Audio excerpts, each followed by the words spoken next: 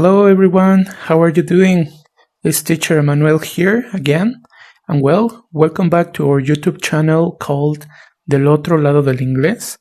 And subscribe to our channel, activate the bell so you can receive all the notifications. So today we are going to dive into another chat room. Maybe we get lucky and we can hear a good conversation in English, and also if we have the chance also to talk. Okay, so let's start with this. See you right there. So when they demonstrate those qualities, you know who you're dealing with. And you know what? That's actually what I call the Quran. Also, though, I call the Quran a wolf in sheep's clothing. That's exactly what I call the Quran. Yeah, I like that. There you go. Absolutely, a wolf in sheep's clothing. The wolf that says, "Well, we believe in Jesus too.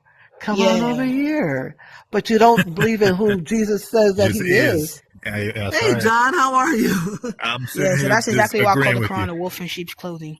Mm-hmm. Always call it that, and it also puts really like bad stuff like in good context though, if you know what I mean. Right, they try to dress it up, but God will pull the veil back from it, pull the curtain from it.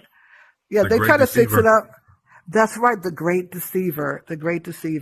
Like one guy says, I like the Muslim religion because it's so nice and so peaceful and comfortable. Well, I mean, I thought you were looking for truth. And if you're looking for truth, you're going to hear some things. Yes, truth is nice, but it also can reveal things that will convict you. It will reveal some things that will tell you about yourself that you may not like, but it's for your own good. And it will tell you about some things that happens to people who don't believe, which a lot of people don't want to hear. But truth be told, truth has to be told. Well, there's self-righteousness taught in that book as well. And taught on works. It says that your works are enough to get you into heaven. Brother. Good. So in other words, you know why that is? Because they need something. They can't go according to Jesus dying on the cross. So they look for another outlet. Well, let's depend on our works. What has works ever done but brought people down? It builds self-righteousness as well. That's right, self-righteous and pride, and people's pride. Exactly.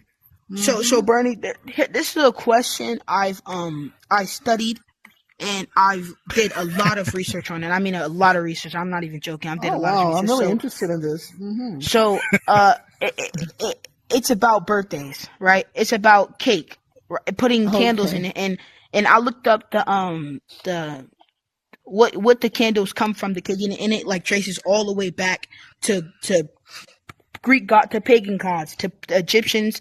Believing pagan gods. Candles, they believe that, how we say a wish before we blow out the candle. They believe that whatever wish they go, the smoke goes up to the heavens and carry their wishes up to the heavens. So basically saying, this is weird. And then there's chanting your name and everything. It's kind of like a form. I kind of think of it as a form of witchcraft, or like a form of like just, something bad, like evil spirits, unclean spirits all around that. So here's the thing. If that's what you feel and think, then you shouldn't do it. But there are people who don't feel that way and don't think that way, and if they want to do it, then there's nothing wrong with them doing it. It's just like when people eat meat. Some people believe that if you eat pork, that you're sinning against God. And if you feel that strongly, then perhaps you shouldn't eat pork. And I can respect you not eating pork.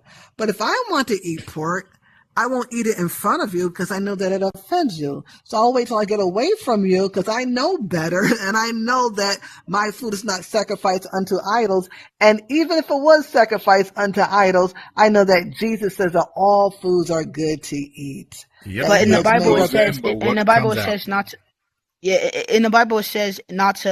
not to praise false gods. So that's kind of like saying if cursing is a sin, but I can curse whenever I want because I don't feel it offends God.